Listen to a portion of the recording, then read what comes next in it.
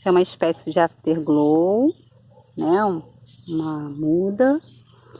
E ela tende a crescer bastante.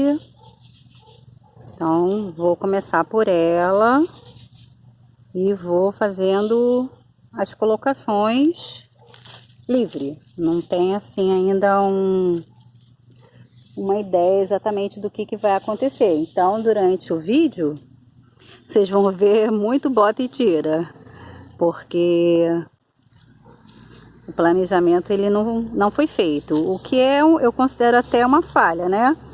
Porque quando a gente não planeja, normalmente a ideia, você precisa de mais tempo, né? Para fazer o plantio e a harmonização entre as cores. Mas eu tive assim um planejamento no sentido de as cores, né?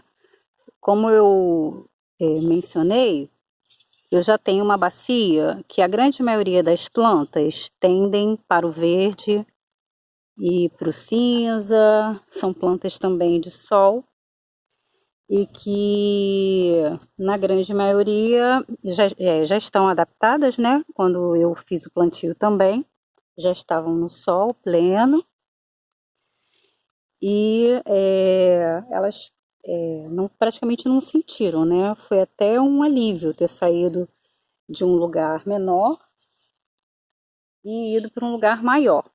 Então, isso fez toda a diferença para elas, porque todas cresceram e o vaso está bem bacana.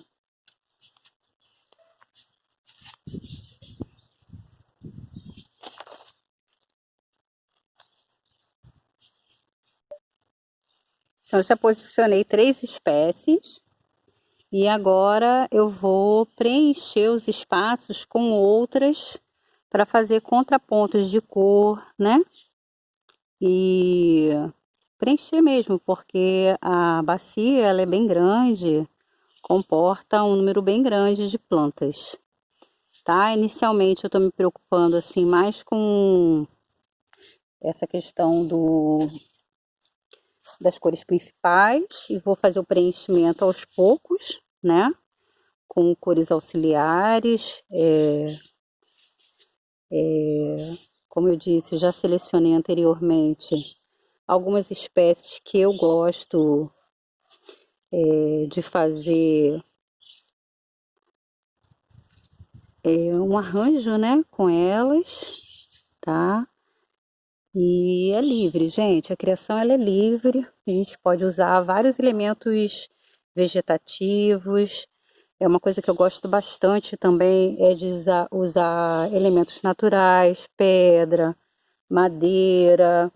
Acho que tudo isso vai trazendo uma personalidade, né? Assim, uma personalidade para o arranjo e uma personalização.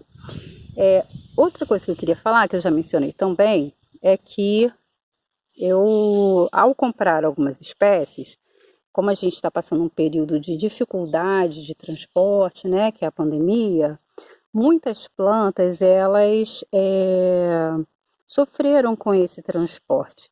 Então, algumas eu perdi, outras eu fiz a decapitação, tipo essa maúna aqui, ela foi decapitada, né? Mas ó, vocês podem ver que a raiz dela tá legal.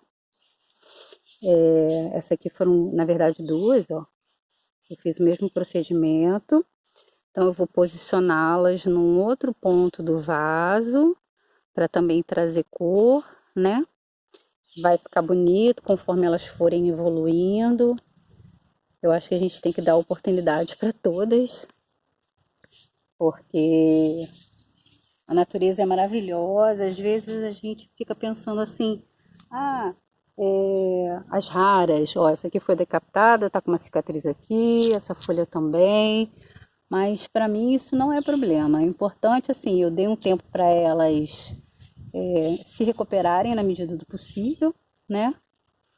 E vou introduzi-las aqui no arranjo e eu acho assim, sempre é a observação. Você vê como a planta está evoluindo e ver se ela está bem, se ela não está, como é que ela vai se comportar aqui no arranjo.